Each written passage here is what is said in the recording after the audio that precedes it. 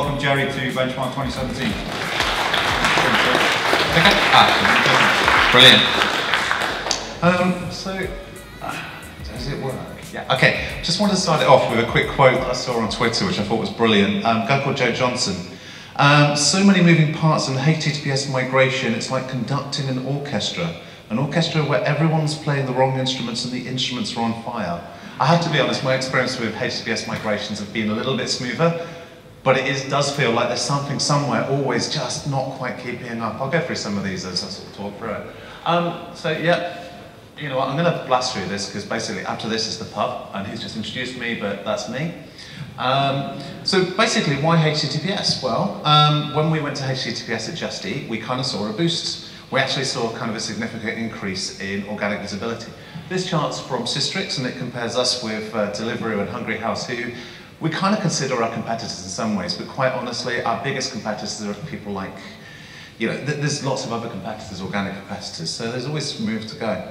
And this is when we actually did it. This is when we kind of went HTTP to HTTPS. So there was kind of like a tiny fluctuation, but quite rapidly we saw kind of visibility significantly improve.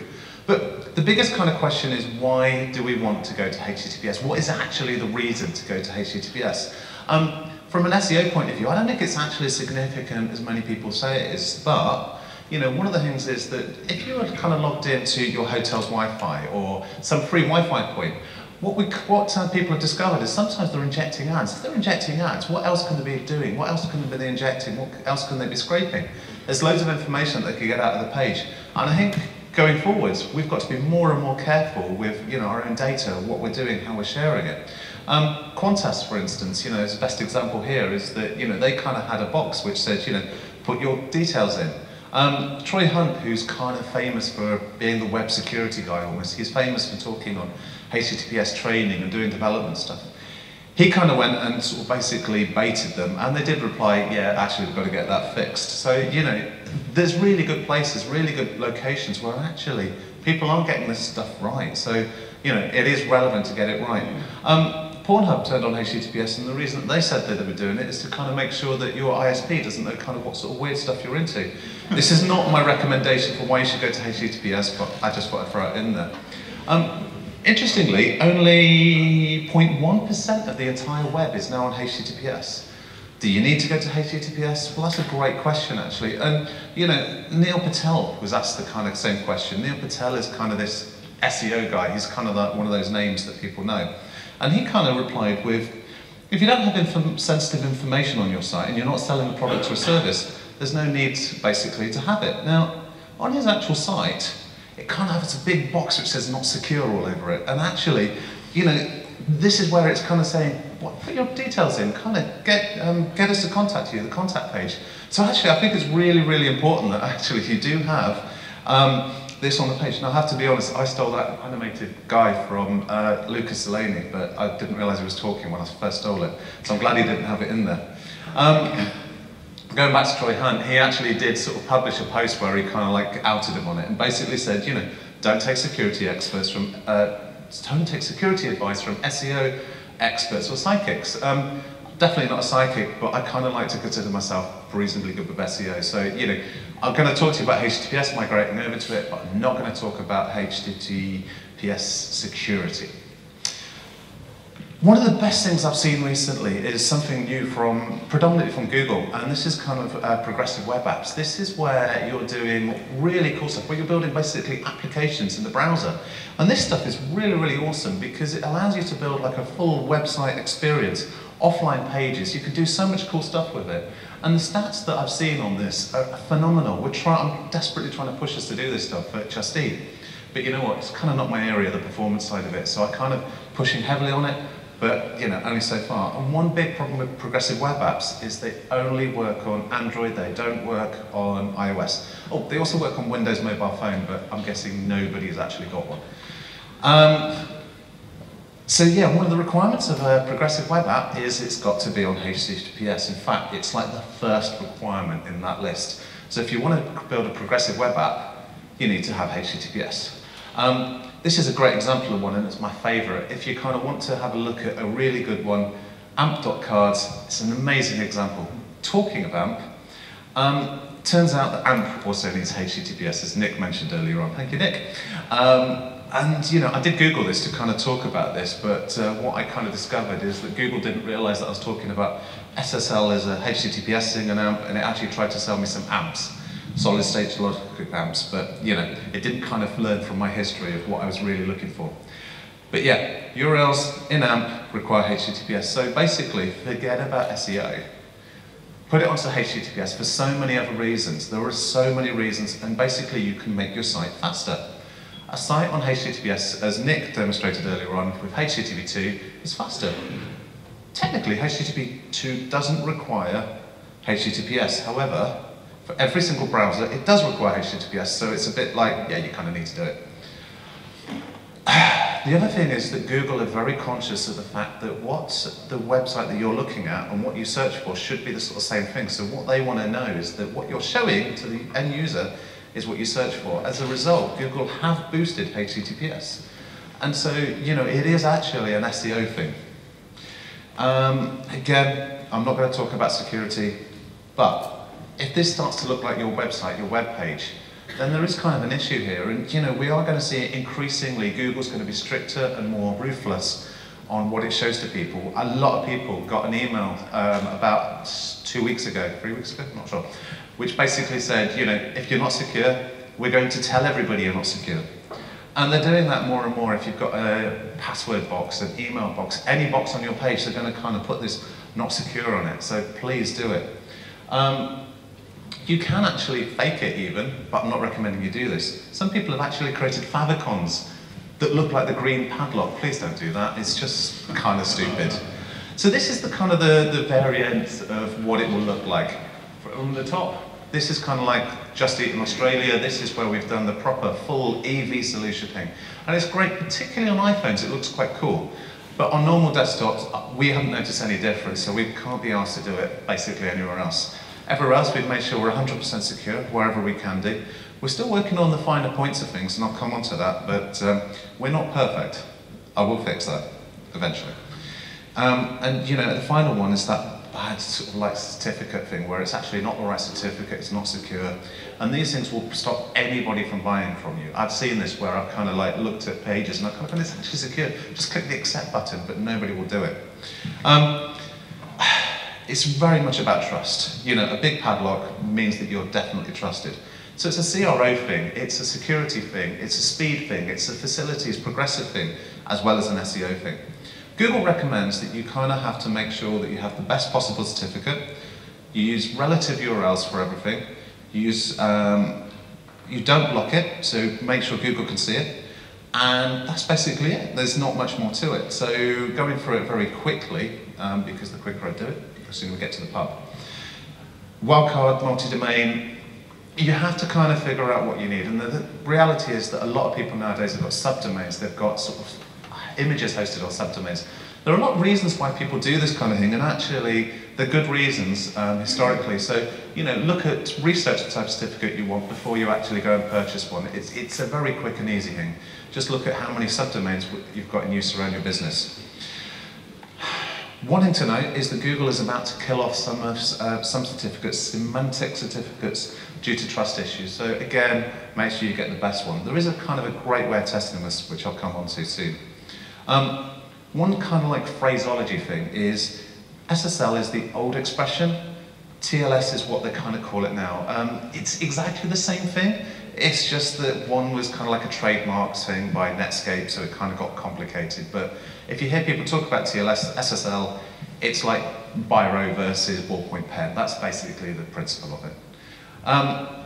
So Google talk about this relative URLs. They talk about going protocolless. To be honest with you, I just stick HTTPS in front of everything wherever I can. And the reason why is that actually it's faster in the browser. There's no other real difference, and it has some advantages of old versions of Internet Explorer. So, you know, Google say protocolless, but I say HTTPS. Google's usually right, go with them. Don't block it. This is one of the weirdest things I've ever seen. Is this? I've read advice where people are saying, actually, when you first have HTTPS, block it in robots.txt to kind of like make sure you don't get duplicate content. And actually, Google has explicitly, repeatedly said this is not an issue for us. This is fine, especially, if we can see both versions of your site, we're going to be fine with it all. Yeah.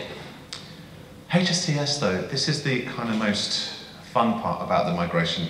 Don't do this until you've tested everything completely, because this can block your analytics, this can block so many things. If you've got scripts that are not secure, don't do this until you're 100% sure everything's fine. And then once you're 100% sure everything's fine, then basically if you register it with Chrome, this website URL that I've got, HSTS preload, it actually makes everything a tiny bit faster, but for actual users, the difference is quite significant, particularly on mobile devices. Speedy, this is a bit of a recommendation that I've seen flying around, even on quite recent documentation. It's old, it's deprecated, so go with HTTP 2, which is what Nick was talking about earlier. So how do you actually migrate to HTTPS? Well, other than having an orchestra on fire, this is something that we kind of built a while back, which is basically a Trello project management board. The advantage with this thing is that Trello is so brilliant. I love Trello. I just can't get enough of Trello. I just wish I could get everybody else in the entire organization to adopt one single kind of like instance of it and not have 101 Trello boards for everything. But so the way I'd sort of always recommend to a company to migrate over to HTTPS is slowly, not too slowly. We've got a time limit on this, but fairly slowly. Test the certificate. If you go to sslabs.com/ssltest, this certificate will tell you if it's a grade A, grade B, or grade C certificate. And Just Eat have got the grade A one. Yes. But actually, I've seen a lot of them which have got grade Bs, and it's not really a big problem. If you've got grade D or below, you really need to look at it and fix it up. But yeah, grade A is what you're aiming for. Search Console. This is one weird thing, and I don't get this. You actually need a separate instance of the Search Console or Webmaster Tools for HTTPS as well as HTTP. This is stupid to me. Bing have got it right. Google have got. Is the lady from Google still here? Google have got it wrong on this one, but they should fix it up. And yeah, I would always recommend to any company migrating over, don't force everyone to HTTPS until you got it fixed up, till you're sure what you're doing. There isn't any problem with dual running it for a week or 2 or 3 or 4 weeks. Kind of got that time limit thing coming up, but yeah, so make sure you can kind of fix everything, and there are reasons for this. Basically, it allows you to check, test, fix stuff. The best example is I was working on a site and they had this amazing search solution. We forced everyone over to HTTPS and the search solution stopped working, and it was like because it had some scripts running in the background. And we kind of didn't notice this until, we'd pretty much gone live with it, and it was that moment of like testing everything. So yeah, track everything. And you can track this in Google Tag Manager. Protocol is something which is one of the custom variables. It's really easy to do, really easy to put in. If you know anything about Google Tag Manager, it's a very quick and easy thing to do. The other thing to do as you're testing is the fetch, render, and repeat. Do this again and again and again. Basically every single template, mobile, desktop, a blog, every page you can possibly think of, and keep going through it. Now, when you kind of get to the point that you're comfortable and everything, this final part is awesome. You can monitor for when you have got that random broken page, the page that is kind of breaking everything, using this exceptions from the CSP. This is a Chrome-only thing, but actually, you've got enough of a sample base to kind of find all the problems everywhere. And this thing is awesome. The downside to this is you'll get a lot of data very, very quickly if you've got anywhere of a big site. But hopefully you won't get any data because you've fixed up all the problems, in theory. The other thing is if you do set up a CSP and you start to kind of use that to restrict what can go where, you can actually spray Google Analytics. The CSP is really simple. It basically says what is allowed onto the site and what isn't allowed onto the site. From a security point of view, this is phenomenally good. From a SEO point of view, it means you can get that green tick because you can block anything that will break the green tick. Deep crawl. Basically, they've got all of the facilities to scan the site and find all those problems, because I mean every single site I tend to work on has got thousands of pages, and somewhere, somehow, somebody has created something that's going to break it. And there's a whole section on deep crawl, so it's definitely recommended. We've been using this extensively as we've been doing the migrations. And then, when you're ready, when you're tested and you're happy, then basically that's the next stage. Make sure your canonical tags are changed over. Make sure your sitemaps are changed over. It's amazing how many times people have done everything they can possibly think of. They've got the SEO guy and they kind of go sitemaps, or canonical tags, or something somewhere hidden away. There's always something which trips people up. Finally, you can start to 301 redirect people over. Now, Google have said that you can 302. Doesn't matter which you use, but actually I recommend 301 because it's faster for browsers. When they go back to the page, it kind of remembers it, and also because there are more other search engines, one of them called Bing. And then, yeah, HSTS, this is the one where you're absolutely forcing it. But when you force it, you can't go back very easily because it remembers it and it's very challenging, so yeah. So, quick examples on some sites that have actually not got it quite right. Apple's a great one. I love Apple because, you know, they kind of like the experts on everything, but weirdly enough, iTunes, all of their pages are balked. Those images, the certificate is attached to a different CDN, and it's like, why would you do something so very, very simple? What you have to do is change either that or this, or just sort of, it doesn't seem like a big problem to sort out. Please, for the love of God, it's not a complicated one. So, trying to track down that elusive thing, the best thing to do is if you're doing this migration and you're trying to find why things are breaking, inspect element, the Chrome console thing, leave that open as you browse around the site. If you're an SEO guy or an analytics guy or any kind of tech guy, just browse the site with this open and you'll see so many little things popping up, often really random things like, for instance, cookies being too big from a tracking script or something like that. Not related to this, but really quick fixes. This one is House of Fraser, for instance. They've actually got a form element where it's pointing to a HTTP instead of HTTPS. I mean, it's a really quick and easy win. And, you know, it just strikes me as something which somebody should have picked up way before the site went live for 100% of their audience. This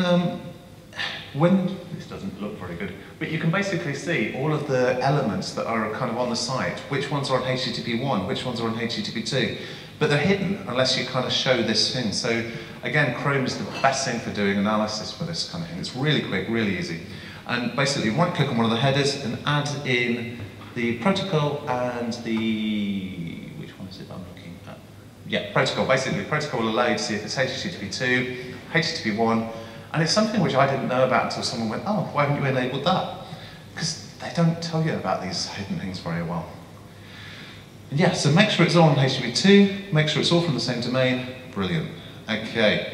They've also got a security tab so you can look at details of like certificate, the expiry date, all of those kind of things. So there's a lot of kind of quick wins that you can do.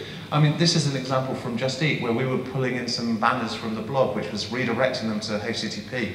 And it took me a while to kind of decrypt all of these things, but you know, it's very, very quick.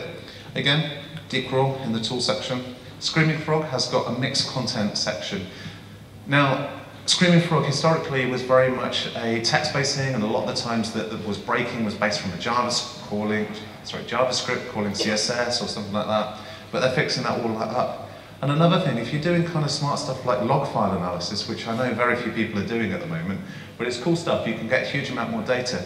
Make sure if it's a split server or something like that, then you're getting all of the data.